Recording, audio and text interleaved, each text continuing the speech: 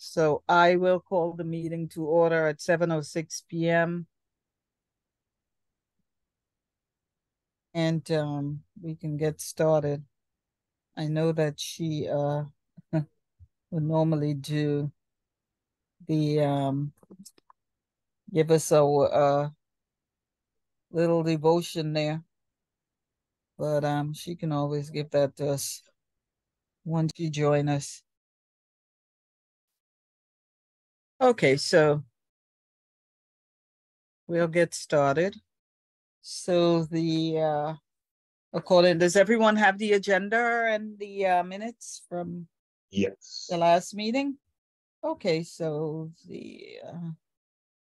that's good. So words of encouragement, we'll let her, as I say, if she is able to join us, she can give us her words of encouragement, at a later time. So I'm gonna put a motion on the floor to accept the minutes and the agenda, the minutes of what was that? September 7th, and the agenda for today, to accept those two items on the agenda. I second the motion. Okay, thank you. Okay. And since we know it's already three of us, we've introduced ourselves many times already. The only person I see on here is Alexandra Cameron. Alexander, you're joining us. We would like to know who you are, see if we are able to, do video, and just to introduce yourself and let us know, who you are. Alexandra?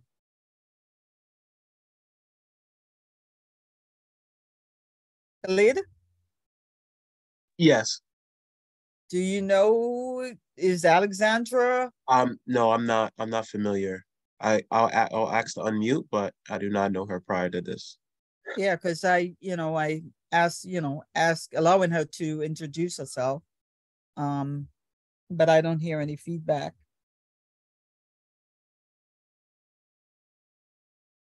Okay, so we'll go ahead with the roll call. We know that it's Rod, Debbie, and Teresa on here at this time. So the following new business for discussion is about infrastructure, drainage, system capacity, which is being exceeded. And how are we going to advocate on behalf of our community? Because I mean, when it's fire and when it's water, it's a serious issue to me. And there's been a lot of that.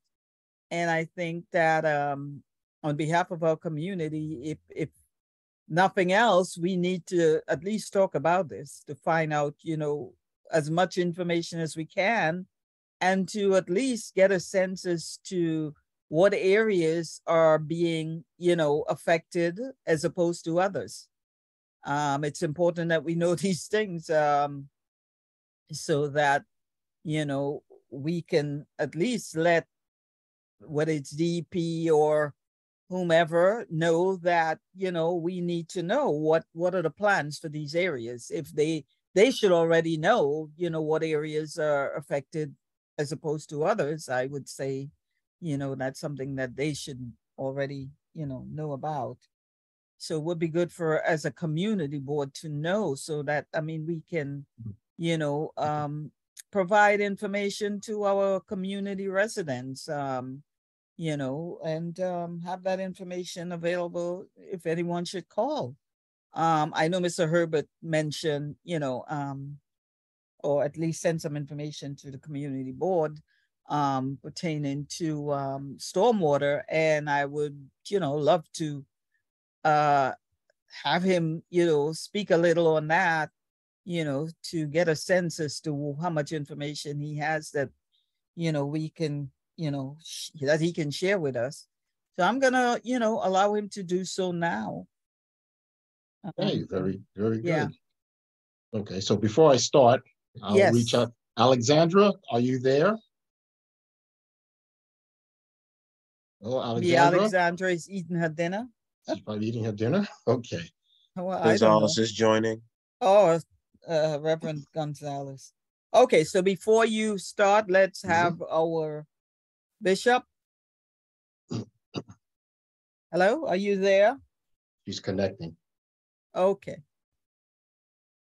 Yep, Hello she's there, sure. how are you? Do you hear us?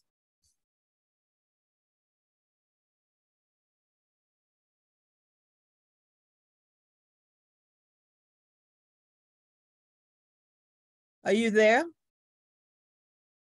Bishop? She's there, but her audio isn't connected. Oh, okay.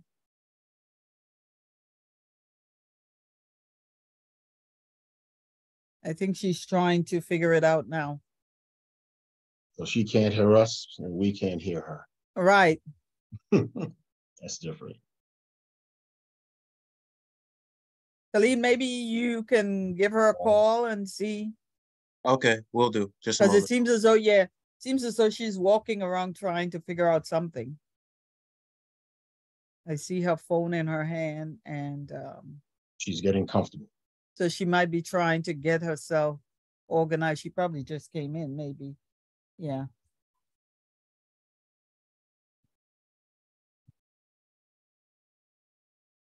Yes. All right. So just very lightly until the bishop gets all together. Once I've been reviewing some of the items on the DEP website and just doing a general web search with regards to what is the city doing as far as stormwater management overall throughout the 5 boroughs. And so I did come across their 10-year stormwater resiliency plan. And when you take a look at it, it's a very comprehensive plan. They've tied together with a couple of engineering firms, one of them EP Engineering, I'm familiar with them. And they did a number of hydraulic calculations, right? Determining where the most vulnerable stormwater points in the city are. And they've came up with some recommendations for the city to implement. Excuse me 1 second, just want to get rid of this here. All right, so they came up with some recommendations for the city to implement.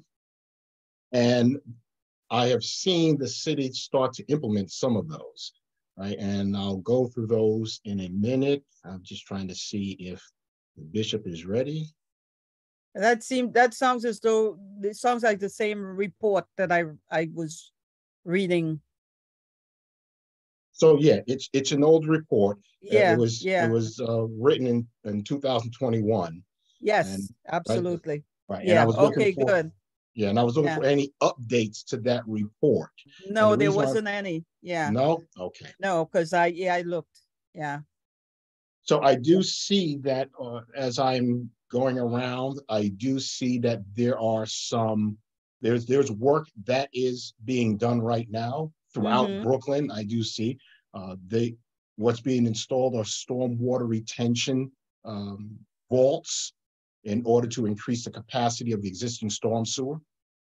Right? And also there are a couple of pilot projects that they're talking about in order to make those retention basins, or they call them cloud burst resiliency basins. In other words, in certain areas where they have flash flooding and where the whole neighborhood is just inundated with water, they're looking to make a larger basin. So they're looking to take a lot of the athletic fields, athletic courts, like tennis courts and basketball courts, and dig them up, and underneath them, put those retention basins there. Exactly. Yeah. And put the, and then resurface the ground for playgrounds and whatnot.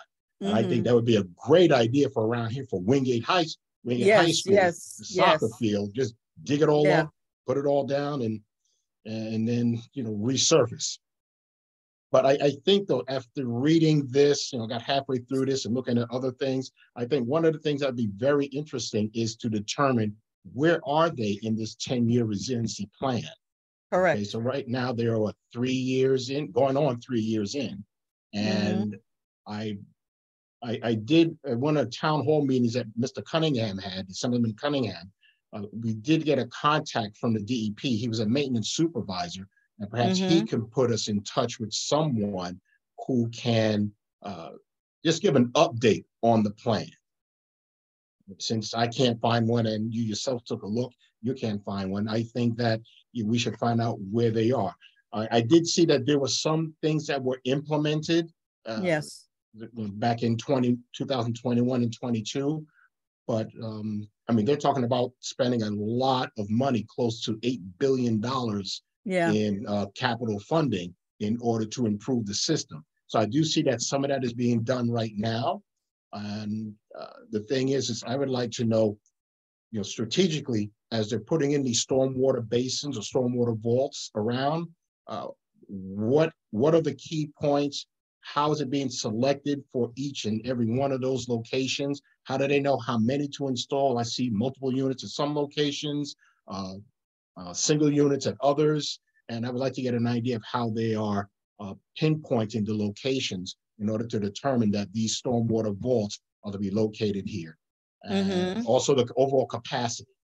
And what is it that they're expecting as far as the overall, I guess, increased capacity towards the system in those certain areas. So my next step is to reach out to the contact that I made and see if we can get a presentation going with regards So to this is a DEP contact? Yes, yes. Okay. Yes. Okay, so yeah, so maybe we can have them do a presentation in terms of, yeah, that would be good. Okay. Hi, good evening. Hello, good evening. How are you? I am well. I'm not going to complain. Welcome. Thank you. Thank you. Thank you for not complaining. So, Mr. Herbert, do you have any additional information that or you just? So, no, there's no additional information other than what's in the report, what my observations were. Okay. Other than that, no additional information. Okay, so so the plan here is to see if we can get someone to come and provide us with additional information on the who, what, when, why, how, and all those things from DEP. Okay. Bishop, we were waiting for you to give us your words of encouragement.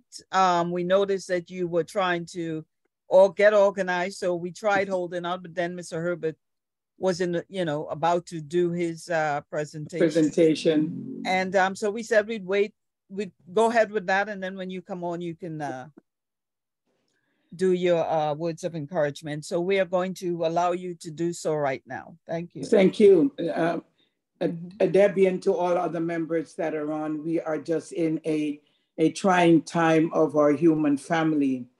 And, it's just one thing that you have done throughout the years that I've known you, and each segment of the community board that we're on, you've always asked for prayer. And if there's ever a time that we need prayer, the time is now. So many of our human family are being slaughtered under this regime that decides that terrorizing and killing God's people is how we settle our differences. Yeah. And tonight, I just want to lift up our Jewish brothers and sisters who are here, who have lost their loved ones, or whose loved ones have been held hostages, or whose loved ones are really suffering right now. And to ask that the God of the universe will lift all of our hearts up, because as human beings, we do feel this when babies are slaughtered and women are raped and young people are gunned down in cold blood. Debbie, it cannot be a day that God has ordained.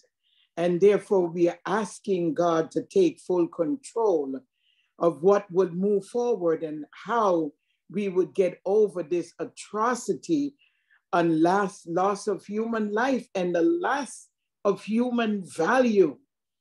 Thank you, oh God, for just giving us the strength to hold tight and to hold on. And only because we know that your divine presence, your divine guidance is with us in spite of all the atrocities that are taking place. For if we lose sight that there is a greater force, then we lose our ability to stay strong, to move on, and to help those that are suffering to come out of those pain. We thank God for the light, the divine light and presence that we feel even now, knowing that it could be worse. It could have been worse. It is the worst that we have seen, but it could have been worse. But somewhere, somehow, the mercies of God has kept us. Somewhere, somehow, the divine guidance of our God has protected us. Somewhere, somehow, we are able to meet face to face in a place that seems to be safer, for we do not know. The only thing we know is God is in charge and God will take care of us. Heal our brothers and our sisters, our Jewish brothers and our sisters. Heal their wounds. Heal them. Give them the comfort that they need in a time like this. Even the women in Palestine who are not terrorists, who are suffering right now, those people too, we're asking that you bless them and guide them and direct them and protect them as they leave from one land into the other. And for Debbie, oh God, rise her up. Just give her the strength that she leads us. And for every other member, may we come together in unified body as one with respect, and help us to make sure whatever we put our hands to do will be well done for our community now and forevermore. And let all of God's people say amen. Amen. Thank you for that word. Much needed. Thank you. Okay, so we're going to move along. I see we have a Casey Coriat. I'm going to ask you to introduce yourself.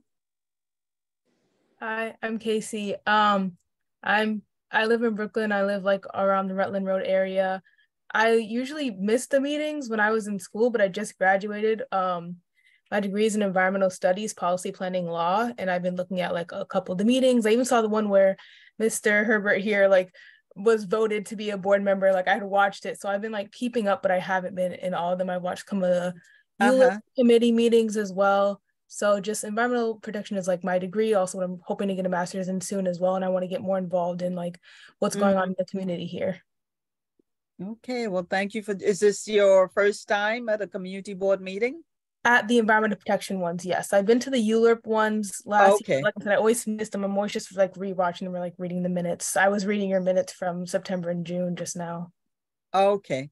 So yeah, so we are, pretty much talking about all the rainwater that we've been getting, trying to figure out, what's happening in our community. And, thank you for joining us tonight. And if you have any input, you can share your thoughts and idea with us. I mean, we are open to that. Okay. And thank you. And congratulations, Debbie. Congratulations to her. Yes. Congratulations. Congratulations. Congratulations. Yes. Thank you. Yes. Okay. So we are going to move along here. Mr. Herbert made some comments, very important information, and we are going to try to have someone from DEP come out. I believe he has a contact to do a presentation to provide us with, information on, the current plans for not only the resources that is out there, but, all of the flooding and drainage issues within our community. So we look forward to having that presentation as soon as we can, because we don't know when the next storm is coming with all the climate change and the all that other stuff that's going on. So we are excited. And I'm tired of pumping out my basement. I'm sorry, I didn't hear you. And I am tired of pumping out my basement. Exactly. And we don't want neighbors living in their houses, and they have to be doing that all the time. I mean, what is the point of purchasing a property that you're supposed to feel comfortable in and not have to deal with all this storm water, and there's no resolution? There has to be something so that these home residents and owners can feel safe in their homes. I mean, water is one thing, but then when you have all the mold and all these things, it's not healthy.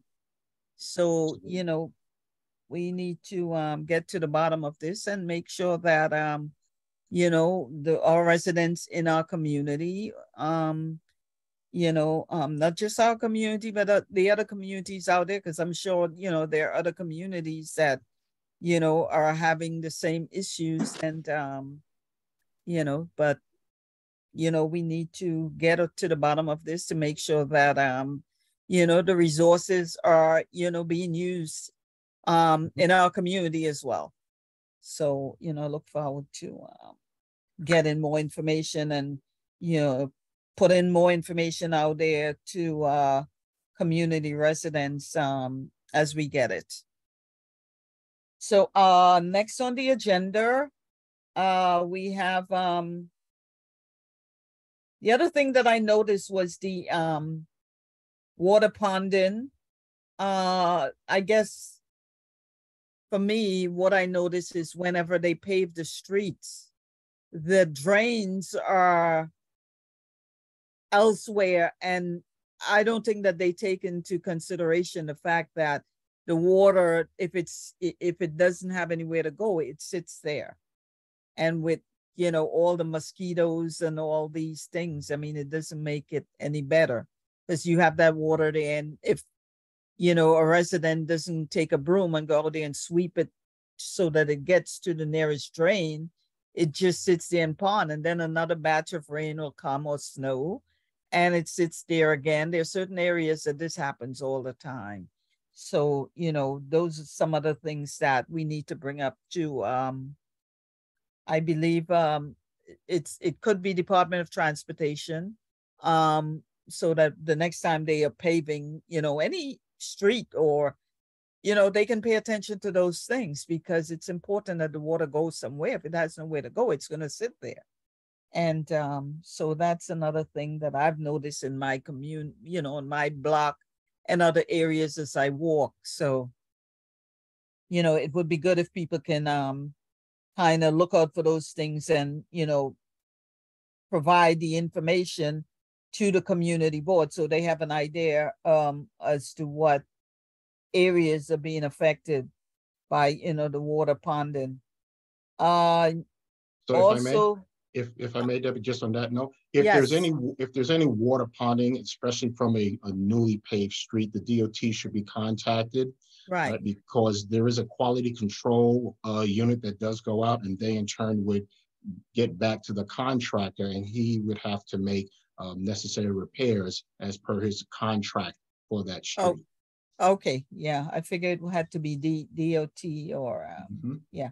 Okay, so yeah, so we can always provide the community board with the location, and at the Borough Service Cabinet meeting that Dante can provide them with that information. I usually send to an email to him with the locations, and so that he can provide that information at the service meeting. And the other thing that I noticed is the crosswalks. A lot of them, I don't know, when you're crossing from one side of the street to the other, there's always pond in there as well. The corners of Nostrand Avenue by the subway, the SBS location. There's always, I mean, ponding over in that area as well. So, I mean, I mentioned that to Dante. I didn't get any feedback on the list that I sent him after the last meeting, but I need to follow up on that as well. So things like that, you know, we need to keep track of so that, you know, at least we do have, you know, we are providing community board with that information so that, you know, when they have the service meeting, they can provide that information to them. There's also a light on Sterling Street.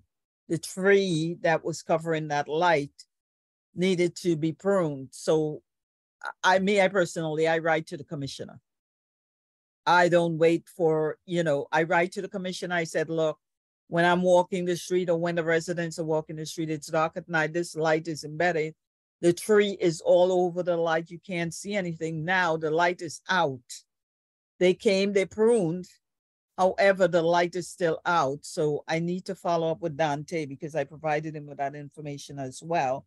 And Khalid, if you can remind him, that would be helpful too. But the light outside of 272 is still out. I'm not sure what, you know, I know one was waiting for the other. So now that the pruning took place, I'm not sure what's the holdup now.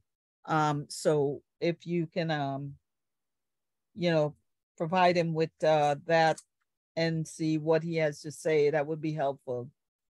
Will do. So the other thing is, I'm not sure if anyone else has any recommendation in terms of what we can do or what we would like to see happen with all the flooding we've been receiving and all any other issues pertaining to that. Recommendations that we might be able to make to, I mean, Mr. Herbert did mention, you know, getting someone to come and do a presentation. So maybe we can get some recommendations together once this presentation happens, based on the information that we get that relates to our community, so that we can provide them with our recommendations. I don't know how people feel about that, but you know, I think that that's a good idea. At least if we get the information, then we have information that we can, you know, provide that individual or individuals with that we would like, you know, to see happen or to, you know, get resolved based on what we see happening, you know, with the storm waters and the, you know, all the other issues that's going on with that. I see Corey has his hand up. Yeah, hi. I was just gonna ask. Up, rather. I'm sorry. Do you think go ahead. Would it be helpful for us to also provide pictures of these areas as absolutely? Like, I always say take pictures. Yep. Okay. And yeah, take pictures. That's what I do. Take pictures and I make my little notes and I send it off to community board. Okay, so we're sending it to the community board email. Yes. Okay, thank you. Yes, thank you. So does anyone else have any input on, you know, Debbie, I wanted to ask if the board received any information from the transit authority, because, you know, we had no number 2, no number 3, no number 4, and no number 5 on that day that it rained. They had to bring in the machinery to pump water out. Yes, yes. So I'm just wondering if, you know, the board contacted to find out, or did they just let us know what really took place that day? We know it was raining, but I mean, everything was shut down. Yes. That's dangerous. Yeah. Khalid? Khalid?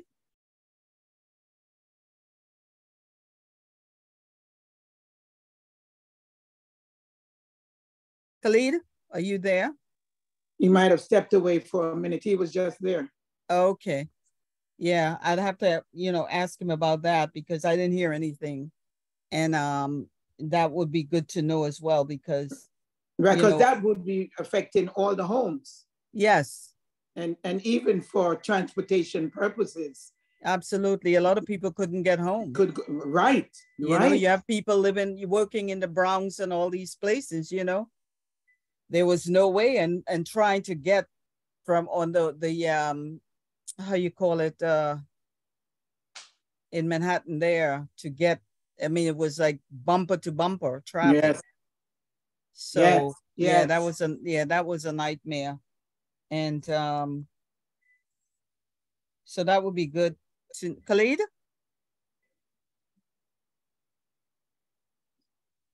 Was the question she was asking, like, what is the larger issue? I don't know if Mr. Herbert was going to say this, but I know that just like in Brooklyn in general, we do have a large issue with like our entire piping system. So we get combined sewage overflow, which is what a lot of the flooding that happened was due to that old, larger infrastructure. So there's part of that is like super large issue because what can we do about it aside from helping the drainage? But a lot of that is due to that CSO overflow.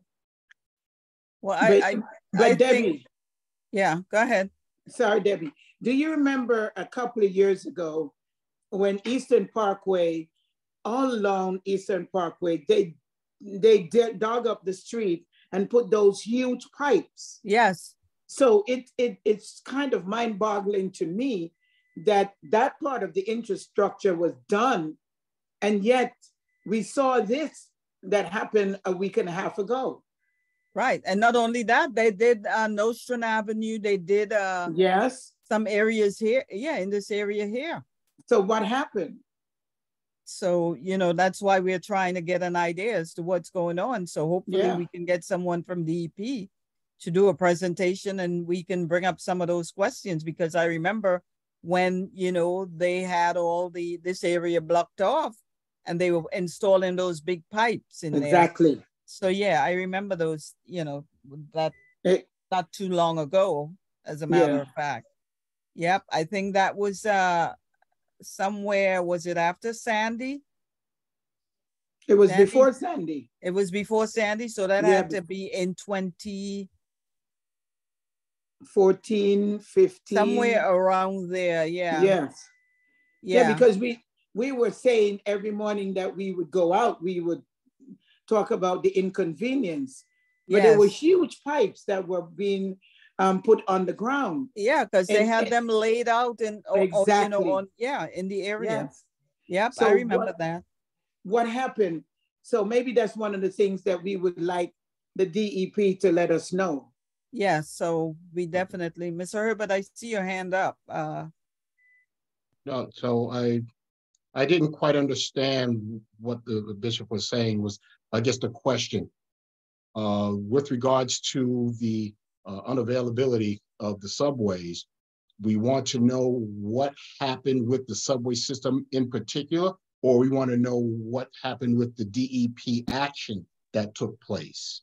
What happened with the DEP action that took place, basically because all of the infrastructure, I hear what you were saying, a part of it, was done. A great portion of it was done before, many years ago, when they put in those big pipes. So I'm not sure what is going on now. Why we had such a devastating experience for people trying to go to work and even people trying to get home. Well, based on the research that I've done on this same project that Mr. Herbert spoke about, the capacity of rain that we received, our system cannot manage, control. No system. So it means that, you know, as he mentioned, they were talking about in that same project that they're planning to do. I don't know how many years it's going to take. They were talking about doing something underground as well as above ground to contain that water. I don't know what it is yet, but based on the engineers that gave their input as to what can be done, you know, I think they're still trying to figure out all those things, but they were talking about, like Mr. Herbert mentioned, you know, allowing the water to going to like the, some of the parks, they were saying that that would be a part of it, so that some of the water would be retained there, and, other areas, they would try to, do some of that. Now, if they're saying that we can retain like 1.7 or something, and we are getting like over 2, I'm not sure what's going to happen with that, if we get that again. But apparently they have something laid out. I don't know how fully etched or fully, complete it is, but I think that there's still a lot of work to be done, because if you're saying that, and the water that I saw coming down, I mean, it was the storm that we had before this one here, it was worse. And that was a lot more water. So if they're saying this one, it cannot contain that, the one before that was worse. So, there's definitely something that has to be done. And it would be good to get someone from, DEP, Environmental Protection, to come out and, answer some of the questions that we have. So at least we have an understanding as to, what is going on. So. Debbie, does the board know how many people basements were flooded? Did anybody all of call those in? things, all of those things would be good to find out. So that way, at least we have an idea, as to, I'm not sure how many people call the board office, Right. but those, numbers are very good to have. Khalid? Yes. Hi. Hi, hello, yeah. We were calling you before. Yeah, I had to step away for a second. Yeah. So did the board office get a lot of calls from the rain that we received? No,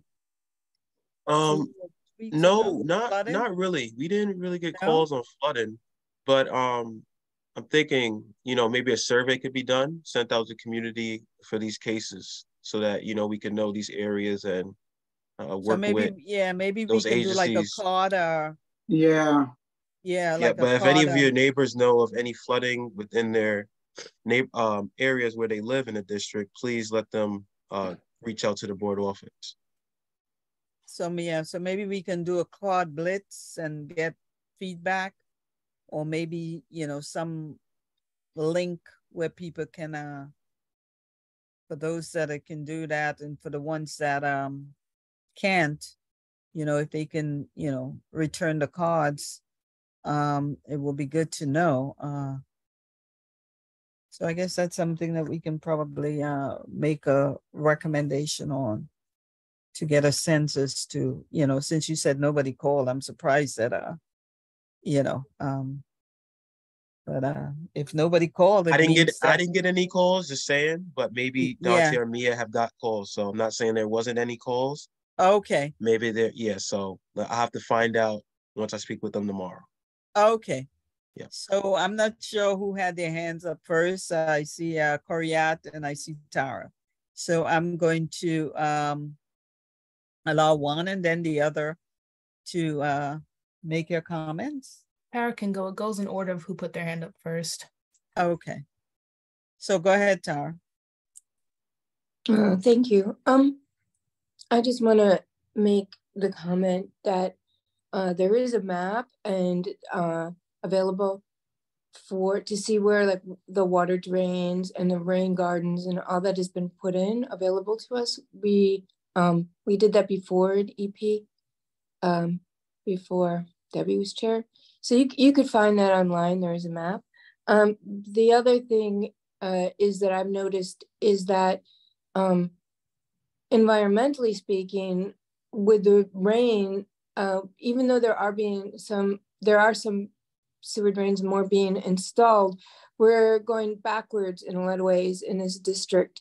Like the park on Washington and Empire that's been, we've talked about a lot in other committees, that park was more green space. Now it's less. and nowhere for the water to drain.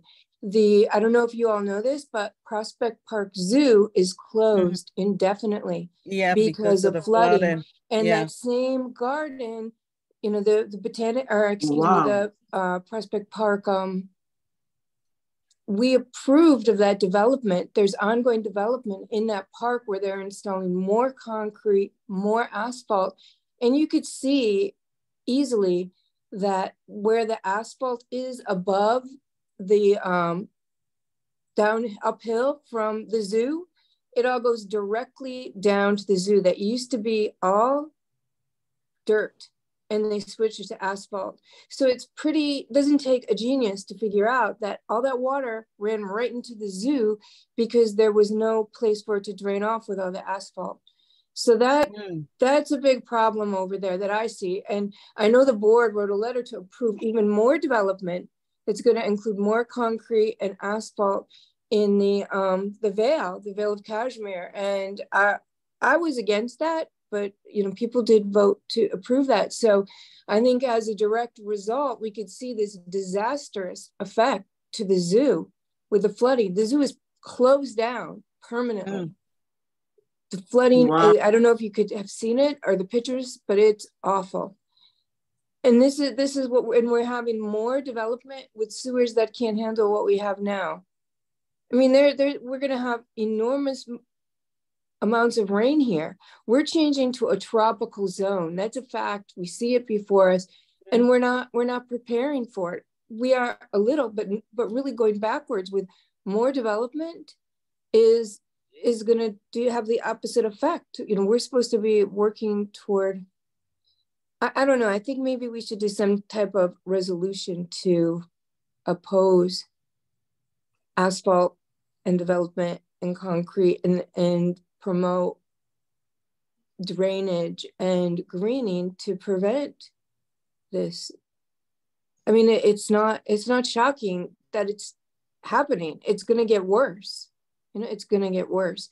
And we have these we have the cars on our block now that don't move, and they don't clean them. They don't clean underneath them for the ride programs, the car programs, and that's leaf buildup in over our grates for the cars that don't get moved. You guys don't have alternate side parking? What? You don't have alternate side parking on your? We do have alternate side parking, but the new programs for the cars, it's a DOT program. We have like 4, 5, 6, I think, like just in my immediate block association area. We've talked about this in the transportation committee, but anyway, it's something there's gonna be more of those, and they don't move for alternate side. And they're supposed to clean them, but they don't. I don't see them clean them. There's leaves, you know, now that the leaves are falling. So doesn't transportation go around providing a summons for those vehicles that don't move? No, they're vehicles that are part of like Zipcar, Lyft. They just sit there. They were supposed to move for a block party. They didn't, you know? It's just like, that's just one of a multitude of problems that I see with the way, you know, our district is going. And they did install a lot of those huge pipes on Empire. And I mean, you know, we didn't get flooded on our block, but we have before, you know, but we make a great effort in our neighborhood to clean out the drains beforehand, because people are also dumping concrete, and concrete in the past has clogged drains. And thank you, Rod, for giving me that number, because we had concrete dumped all over our block again. And because of the number he gave me, the Department of Conservation came and made them clean it up, but it's already been dumped down the sewer, and they're doing that on Empire and Bedford as well. So at least I have a resource now. Yeah. But that's just, you know, there's all these problems that are causing the blockage. You know, it's kind of sad sometimes. One of my neighbors is a well-known artist, Otto Niels, And he's a 90-year-old person, and he had an enormous collection of art in his basement.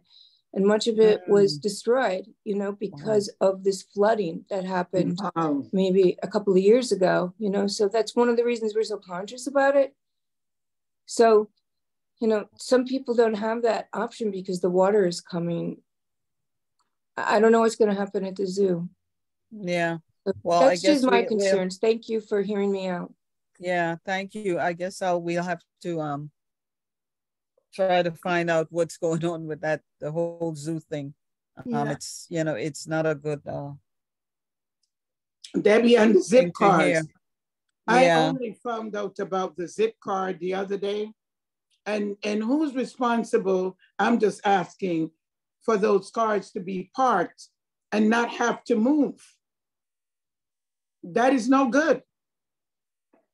Khalid? I can speak to, yes, Department of Transportation is overlooks. If you can follow up on that, because I find that rather strange that they can park without having to move. I mean, I don't get it, but I thought it was horrendous. Yeah. But okay, so Khalid will find out what's, you know, going on with those zip cars.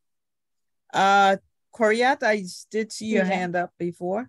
So I just wanted to say, just to add on to probably why the drainage was so bad here, I also do know that like I said, even though they're putting in new pipes, it ultimately goes into a larger reservoir, and that is not prepared to take on this at all. So what our drainage system currently is prepared to take on is about 1.75 liters of water per hour, and we had about 2. So that's a bigger issue. But I also did want to suggest, to Tara's point, I also had the same point, which is just that we're going to need to have natural mitigation techniques. And so the DEP does have the rain garden program in place, and they do have barrels. No, rain gardens. So those are the pieces of land that they patch that has rocks and trees and more dirt and natural solutions so that the rain. That's what. That could be something that we could push for, because it would definitely be a big. Well, that's a part of that plan that, from what Mr. Herbert was talking about earlier. Yeah, so that's a part of that, because I read up on some of that as well. So we need to follow up on that as well, because I did see that as part of the plan. So thank you for bringing that up. So Khalid, if you can find out about the zip card thing, I don't think that they are above the rules that everybody else has to follow. I mean, it's mind-boggling that they can just sit there and, you know, not have to move, or, you know, and someone else would get a ticket for, you know, So Mr. Herbert, I see your hand up. So yes, I just wanted to follow up on Tara's point. With regards to vehicles that don't move. She is 100% on the mark. This is a problem throughout, I know, East Flatbush in general and other areas. So, and the biggest thing that we have now is these commercial vehicles, and I think I've spoke about this before. Yes, you did. Right, they don't move. I'm up to 95 311 tickets that I put in.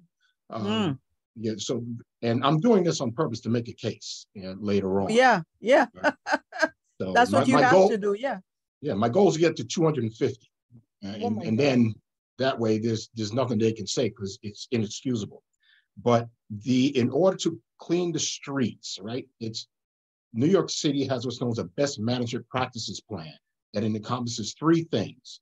It's the alternate side of the street parking to clean the streets, right? Enforcement, and and the DEC, the Department of Sanitation, to clean the streets. Right. All 3 of these have to work in unison in order to clean the streets, prevent the debris from clogging the catch basin drains and so forth. And it does not happen. Okay, so I mean, like I said, I'm up to almost 90 tickets. Wow. Okay, and I'm going to go up to 200, and then I'm just going to turn around and say, hey, this is what you have. What are you doing? So it is a problem, especially now that we have individuals who live in campers and they are parked all over the city. And all over, yeah. So my goal is right now is to address the commercial vehicles. Then from there, I'm going to the buses, and then from there, I will go to the vehicles. But the commercial vehicles, I can address those because there's a law specifically from 9 p.m. to 5 a.m. You cannot park a commercial vehicle on the street. And that's what I'm focusing on right now. Have you ever seen Brooklyn Avenue? Oh, yes, yes. Well, those are buses. I'm not up to that. I'm not up to buses yet. I'm trying to get trucks and tractor trailers. Okay, okay. All right. But it's totally inexcusable. And what, the city has a stormwater permit. And, that permit is like, they get that from the state. The state issues it every year or every 2 years or whatever. And the thing is, the compliance portion of that permit is that best management practices plan, which is to clean the streets and with these 3 items, right? Alternate side parking, enforcement, and the Department of Sanitation.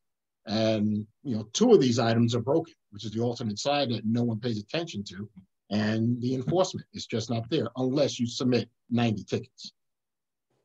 Wow.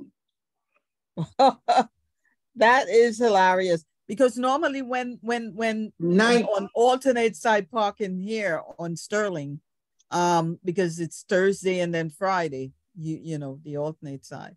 And usually if there are cars that's parked, you'll see the sweeper come and go around the ones that's parked and keep on going, and you usually in the past you would see someone in the supervisor behind in the vehicle, checking to see, I guess what's going on. But I haven't seen that in a while, so I don't even know if that still happens, So one day I submitted 31 tickets in one day. I said, I'm going to make these guys. So I submitted 31 tickets.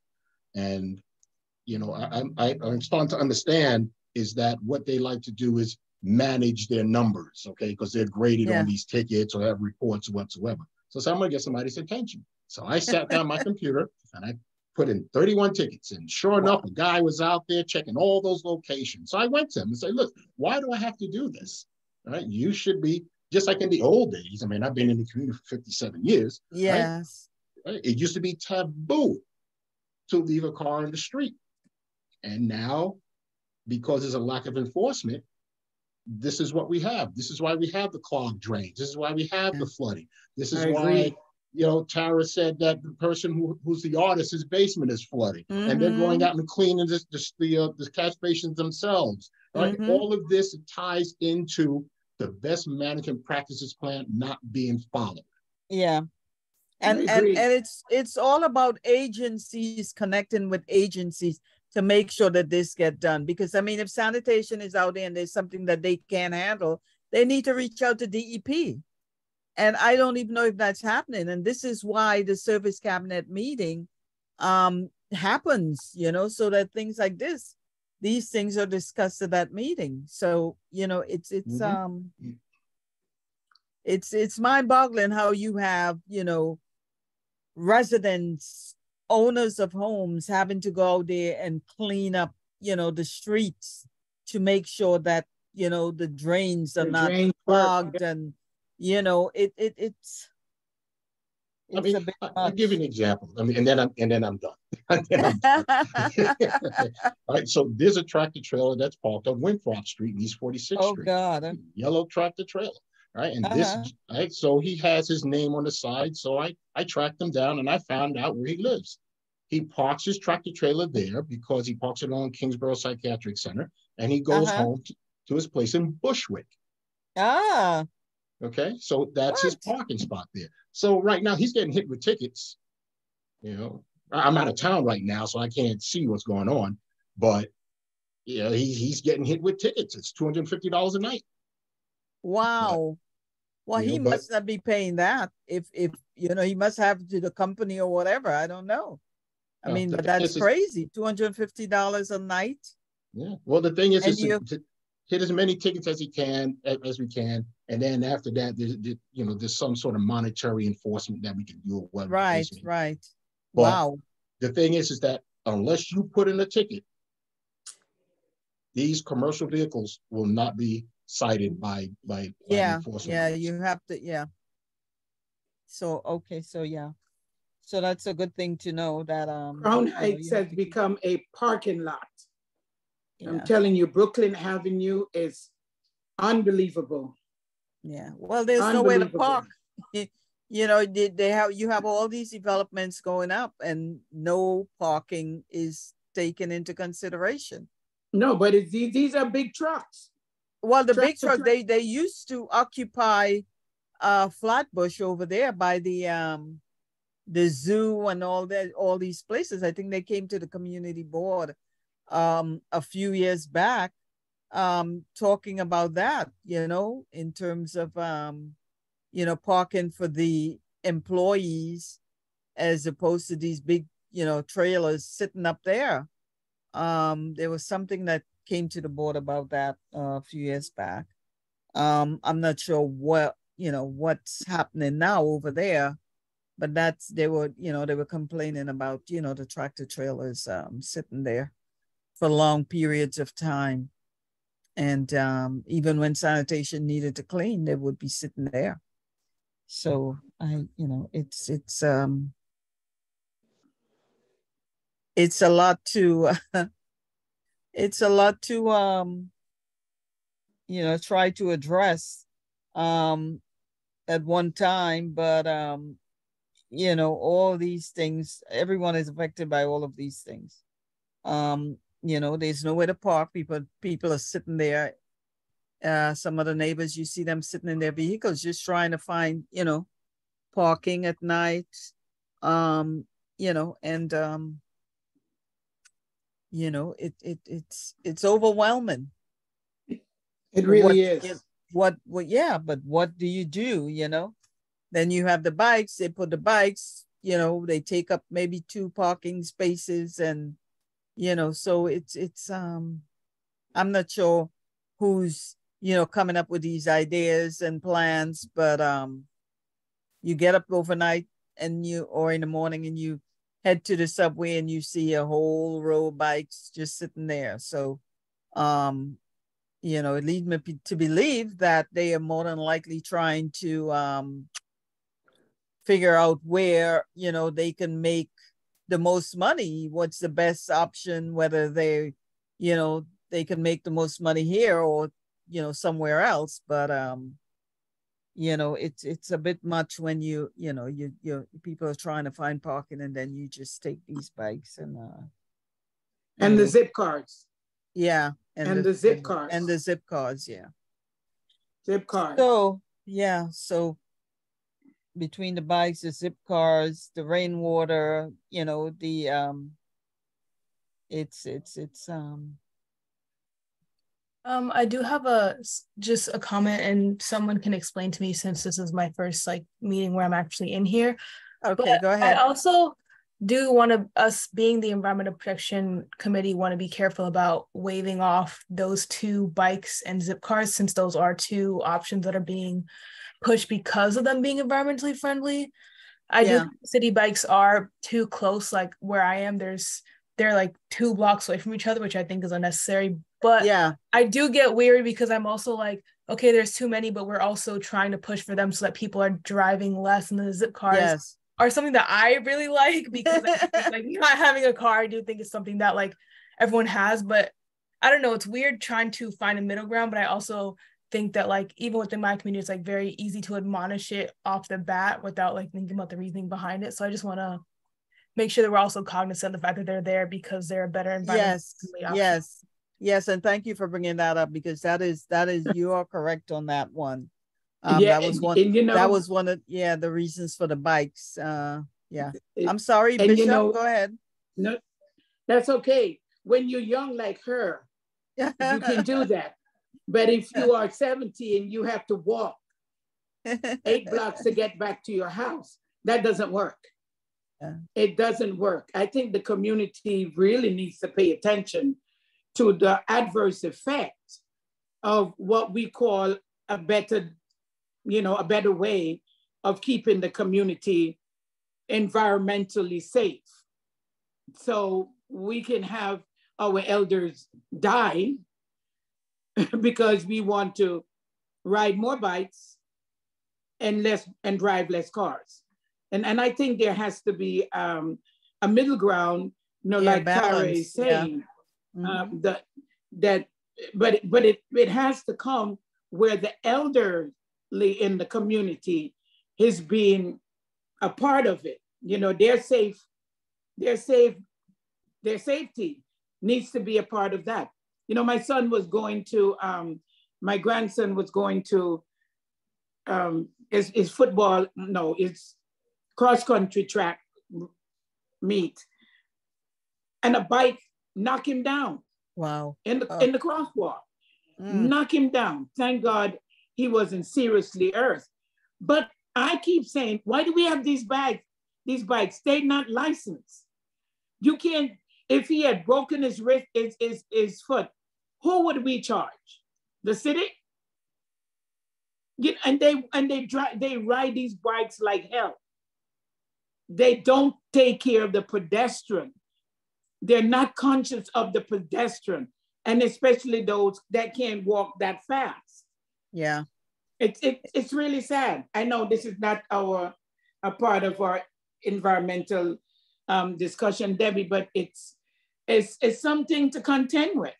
Yes, it is. Even the ones that deliver the food, there's an issue with them, and that's been ongoing. I know that there was a bill or something in the council. I don't know what happened with that, but I mean, quite a few people lost their lives, with these food delivery guys, and yes, it's yes, and we're inundated. I mean, oftentimes I'm outside and I have to tell them, look, why are you on the sidewalk? You need to be in the street, because they're riding on the sidewalk. And, so there's a lot of things that needs to be enforced and not being enforced. And, it's unfortunate that, it's unfortunate that, people have to lose their lives and, because of these things that are not, taking, into consideration or being enforced. I think more needs to be done, as Bloomberg used to say, do more with less. I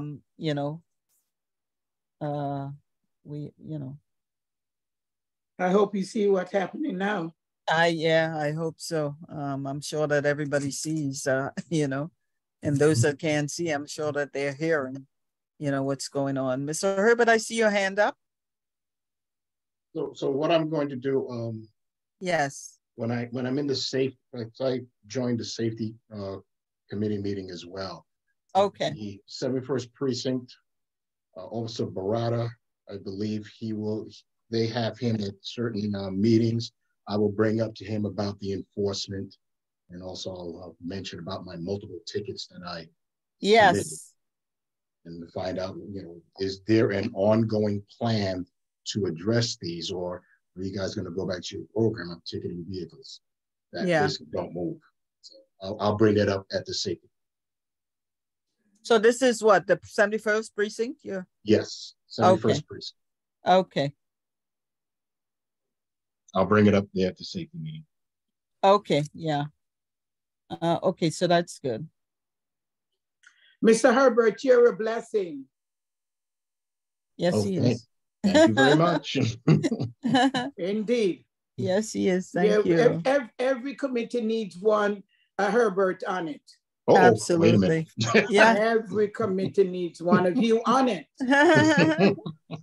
I agree. Yeah, we do need our community residents, and I strongly believe in involving the community in anything that has to do with safety, environment, whatever it is, because they should be able to give input. They have to live here, and they know what they like, and they know what they don't like. And I think it's important that giving input to the residents in a community is very important. And so if no one else has any comments to make, we will move on along. The other thing that I have on here is the, I believe Dante sent me a message, an email. I'm not sure if you guys got it too. The McNair Compost upcoming event. There's an upcoming event. I believe it's sometime in, is it sometime October? I think it's late October. So he told me to mention it to the committee. I would hope that everyone else received the same. If not, then I can have them forward. Khalid, do you know if it went out to everyone on this committee? Not sure, but I will follow up. If not, okay, you know, we can share that out. Right. So yeah. So then if not, then you can just send it out to everyone else. So that they can get a sense as to when this event is happening.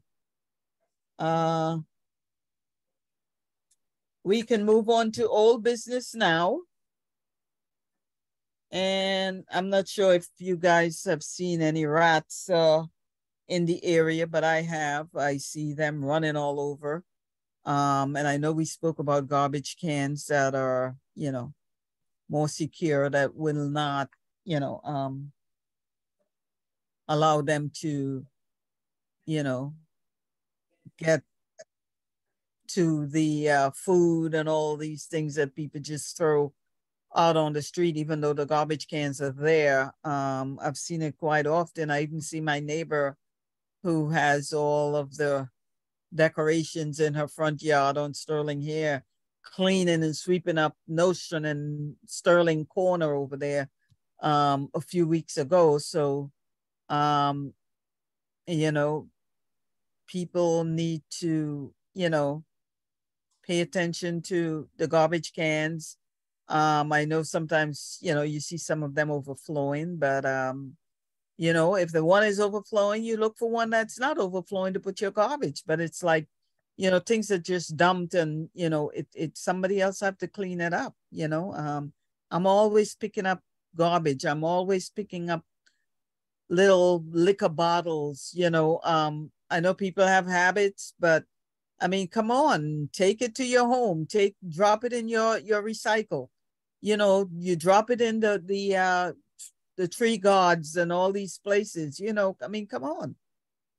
So, you know, those are some of the things that is happening out there. But the rats, I know that there is a program going on that is being enforced for our restaurants.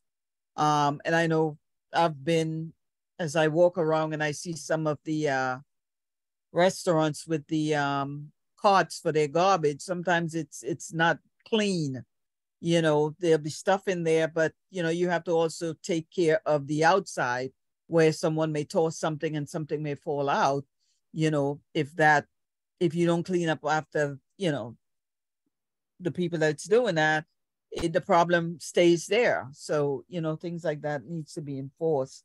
So, you know, I was going to reach out to Dante to find out, you know, if anything can be done to, you know, let people, the businesses know that, you know, they need to, you know, at least follow up to make sure that the areas are clean, and the developments, the people that are, you know, doing the new developments and, you know, ongoing development, that they are having these areas baited, because it's important, you know. You're walking and you just see these big rats run out all over the place. I mean, it's a scary thing. Well, I just want to add about the developments. Yes. And like I have three like we have three huge developments near me, and two of them are union and one is not union, and the stark contrast between what is happening at those developments is immense. So if you all get a chance, I would recommend you have a look at those three. The one on Franklin. Which one? There's three. There's one on Franklin. Right. Behind, you know, behind Ebbets Field. That's a union job. There's the one on the corner of, you know, it's Bedford, between Sullivan and Empire. That's non-union. the disasters that are happening. That's where they're dumping concrete into the sewer.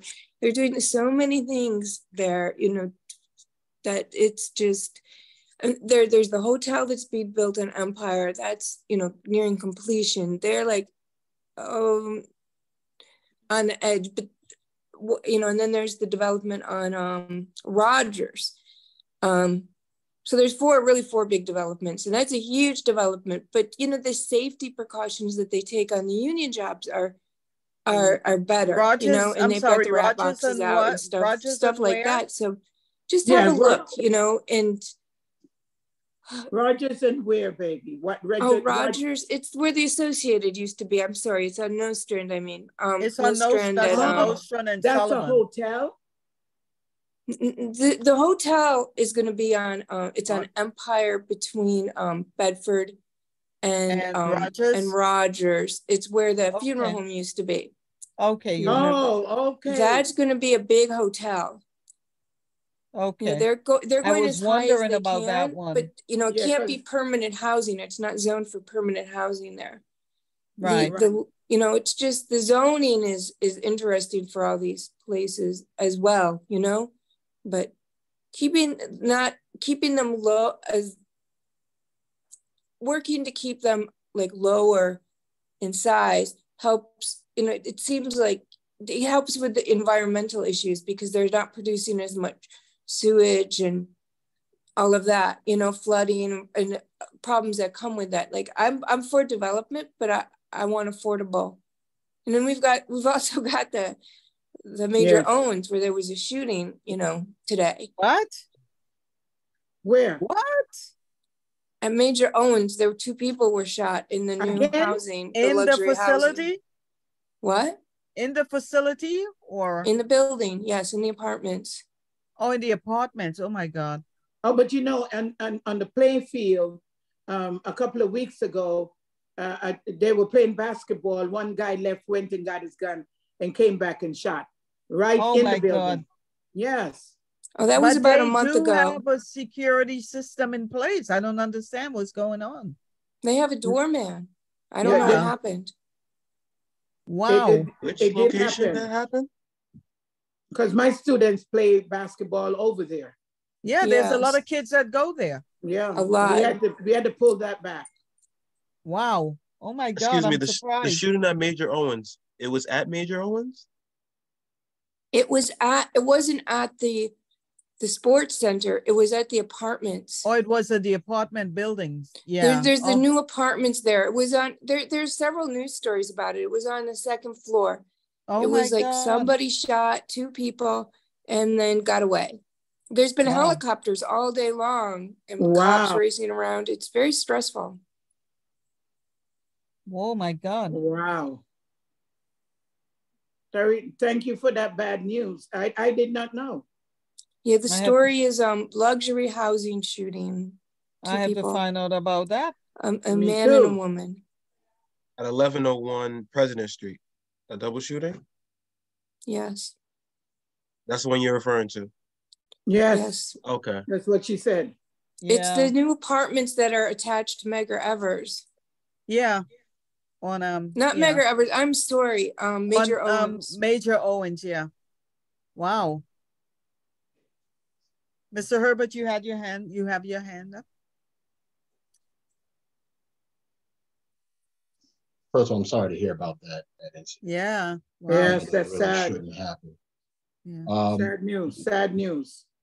Yes, it is. So I just want to follow up on what Tara said. I mean, if there's a construction outfit out there where workers are working unsafely, I would strongly suggest to contact OSHA. Yeah, well, the fire department came and shut down the site because the sidewalk was collapsing. There's a big crack. You wouldn't believe it. It's supposed to be shut down, but they keep working, and they're getting fines on top of fines on top of fines. And you know, I looked at the I guess it's the BIS site to see what the violation was, and there's an outstanding violation, but they just keep going. It's like it's I try not to go by there because it's so, and it's on my way to the park where I walk the dog. So I try to walk you know, around, because it's dangerous, you know, the sidewalk, it's like falling in. A lot of people have complained, but some complaints are ignored, and some complaints, like the fire department came, they put up tape. This was in June, I think. They put up tape. They said that it wasn't properly supervised. They needed to do something, but I mean, nothing was done. You could still see, like, on their BIS site, like an order. You know, I don't know if this is for environmental protection, but, and then, you know, because of the way they're digging, it's like, it gets filled with water. And then they do, and then when they do put cement in, the cement trucks dump, and you could see the cement built up inside of the drain, like a lot of cement in there. So that's their washout area, what they're trying to do, and that's not supposed to happen. It's supposed to be contained. It's not supposed to go into the waterways. So I would say they do it every time. I told that conservationist woman, I need to like follow up. Environmental conservation. Call the DEC again, call the state, because if they continue to pollute the stormwater system, they can receive heavy fines and be shut down. And also, I would strongly suggest to contact OSHA if you see any type of violations like that, with regards to working around, you know, deep pools of water, height restriction. If you work anything above 4 feet, you're supposed to be tethered, supposed to be fall protection. Right? Anything above 4 feet, you know, lifting 50 pounds. I'm sure they're lifting more than that. Crane operations. And I would strongly you wouldn't believe what's happening over there. It's like, I'd be calling every day. And that's fine. And that's fine. I can't. It takes too long. But I've called, you know, so. You want me to call? But you need to. Sure, I would love you to go over there and have a look, just so I could have some. I would come over there, but right now I'm out of town. Okay, well, you know, when you get a chance, I'm sure it's not going to go anywhere. No problem. We're frozen or something? Are we frozen? I think we are. I think Debbie's frozen. Khalid? Oh. Yes. Oh, everybody's unfrozen. So we were frozen for a minute. Yeah. So, yeah. All right, when I'm back, I'll reach out to you and I'll take a ride by so I can see. Okay. Thank you. And that information should be also provided to the community board. Yes. So that they can follow up. Yes. Yes. You know, we need to cover all bases. Any other information? Debbie, you know, in regards to the rats, there we have a new garbage pail that we have to put out that would only have food stuff in it. And it's the brown. For the compost. Yeah, the brown. Yes. Yeah, the compost. Yeah. Yeah. So everyone should have. Yeah. We bought one of those. Yeah. Right. So we have. Okay. Yeah. But for the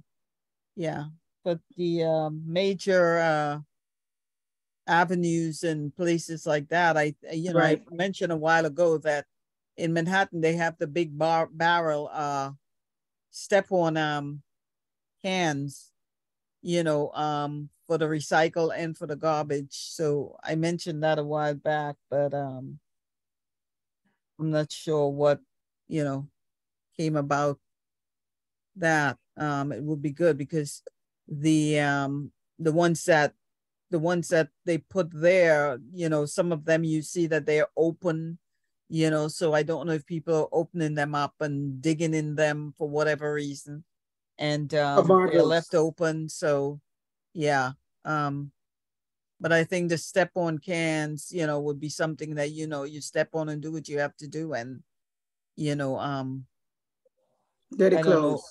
don't know if it has to do with, but I'll follow up again with Dante to find out, you know, if we can get some of those for the major areas with the businesses, you know, to place them in certain locations. Yeah. And under old business, the final thing that we have on there was community walkthrough, cleanup, park events. I'm not sure what's on people's radar. I know there's a lot going on around us in the world, and you know, I don't. Some people, you know, are very afraid to do certain things, and you know, I'm not going to walk pressure around. anybody. Yeah, but what I do, as I say, when I pass, when I walk around, I take pictures and I send it to the community board. So that's another way of getting, you know, information to the board office. If people don't feel safe, you know, walking around in the community and doing, you know, things like that. But you know, that's what I do. I mean, other, you know, someone else may have a different, you know, way in which they want to you know, do, you know. Well, I think, Debbie, in our neighborhood now, yes, there's an extra watch. Yes, there is, because of our Jewish brothers. Yes, and I noticed, yeah, like that. Yeah. So it's kind of like a reservational kind of thing, right, where people feel like it's not safe to just walk around. Right, and I totally agree, because, you know, with all, you know, you never know what, you know, what's going on, and, you know. Yeah, here we go, 2 shootings. Yeah, I don't, right, that I didn't even hear about. Yeah, and it happened today. I didn't know it either. Yeah.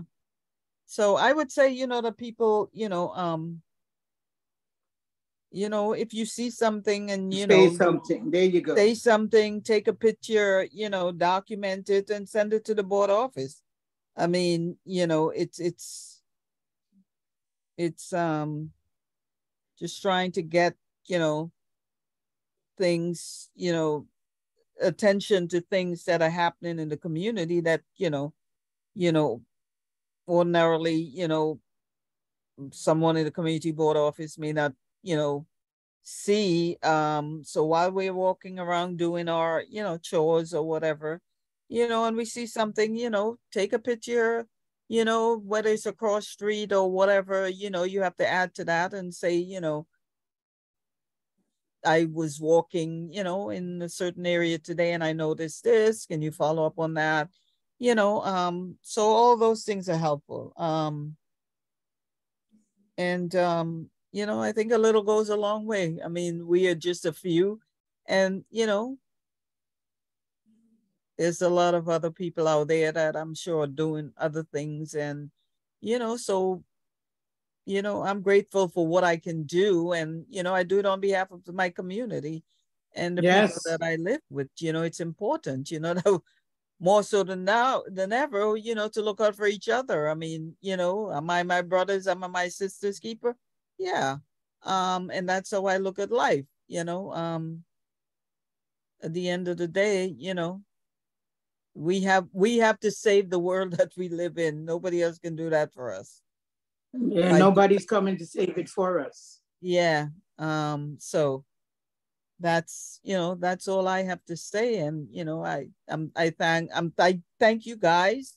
You know, I think that you know, the little group that we have here, we always have a good discussion. And I just hope that we can you know, put our Debbie, I think information out there. Yes, go ahead. Debbie, I think we did a great job in finally getting those trees trimmed. Yes. Yeah, and I mean, I could see my neighbor next door now. It took forever. It's important with all the craziness going on. You don't want all these bushes in front of your house. I'm telling you. But I want to say, you know, thanks to the environmental, because we made so much think about it. We made phone calls, and now I could see up the block, across the street, and down the block. And that's a good thing, you know. Which is really good. It is, you know, because, even where the leaves are concerned now. Yes. In the fall and then the winter. Yes. We just need, where we have a drain in front of my house, when it rains, yes, we literally go out and sweep the garbage off of it. Right. Because it is for the water to go down, but it can't, because the leaves and all because the garbage of the leaves, coming yeah. down. Yeah. So we I have do. to go out and sweep it.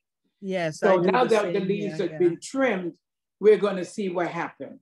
Yeah, because I do the same. Myself and a few people on the block, we do the same thing. Yes. As well, you know, try to keep, you know, the water flowing, you know, not sitting in one area. Yeah. So. And our garbage pails on the corners are looking better. Yes. The garbage pails on the, you know, we do these things and we talk about it and we put it out there to get it done. But when it's done, we kind of forget to give ourselves an applaud. Yeah. That at least, you know, we got that done. You know, thanks to Tara and yourself and so many other people. We don't applaud ourselves enough. Yes, yes, I totally agree. Yeah. That we get done. Yes. So we really don't applaud ourselves enough. Yes, I totally agree.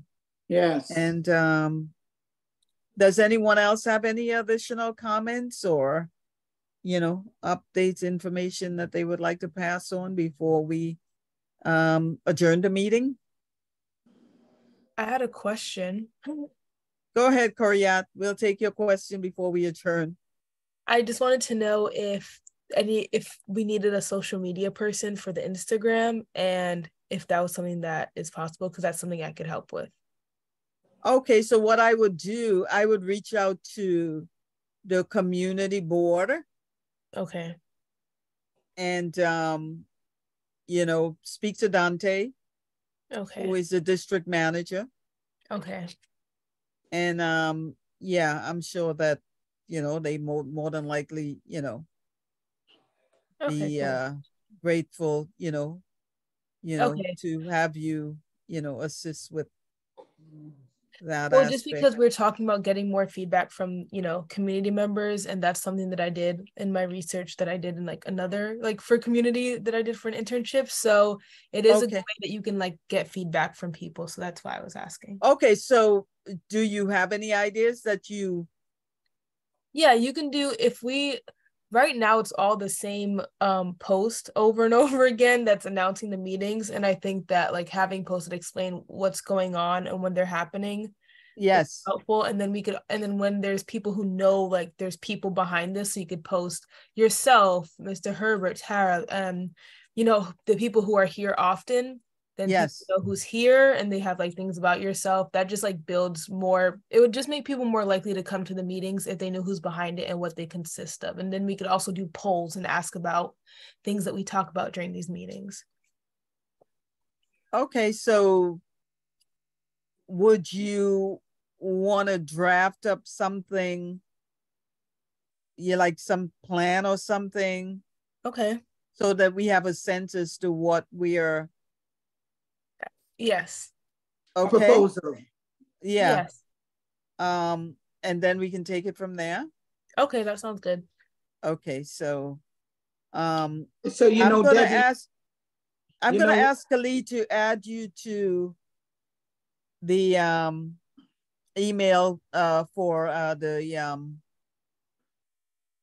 environmental protection, so that you have an idea as to when the next meeting is. I know that this month all of the meetings were pushed back because our meeting is usually first Thursday of the month. Yes, I missed it already.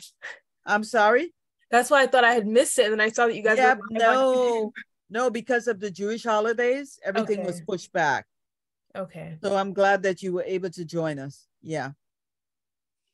Okay, so yeah, so you can do that, and then we can maybe follow up with the next meeting and, you know, kind of iron things out. Okay, that sounds good.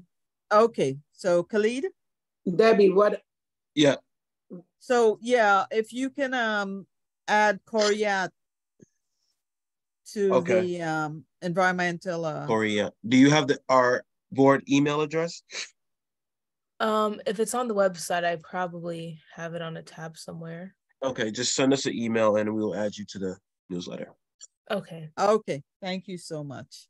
Debbie, Bishop, you had something to say? Yeah, I was saying, Debbie, with the proposal, yes. I think this is where you can also post what we have gotten done, some of the accomplishments that we have, and also show Tara and my gentleman that is away, but will be coming back to walk around.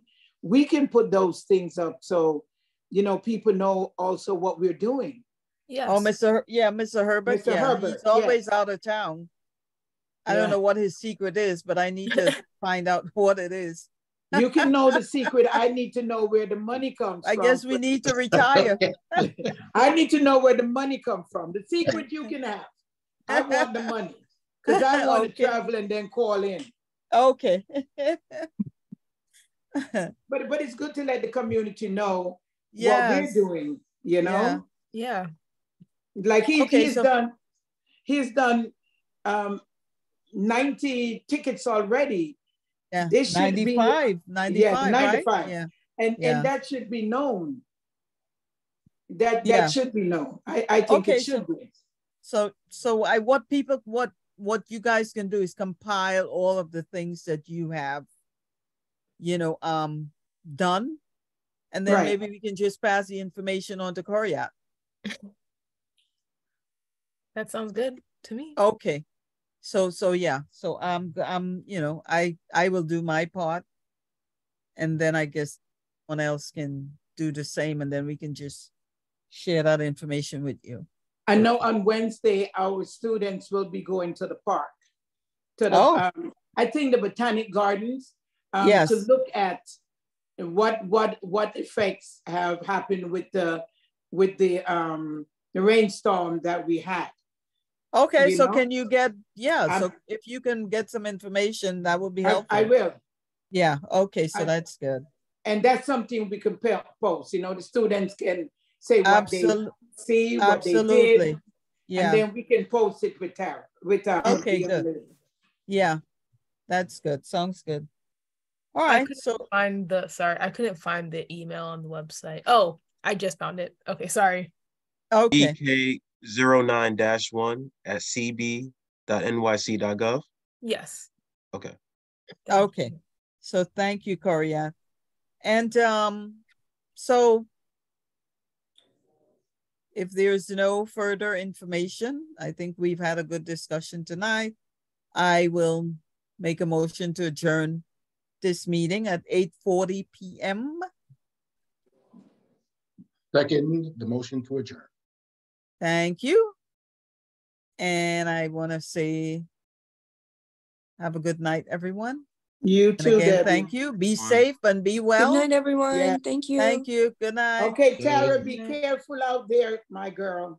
Yes. Careful Khalid, when you thank walk you. that dog. You're welcome. Have a good one.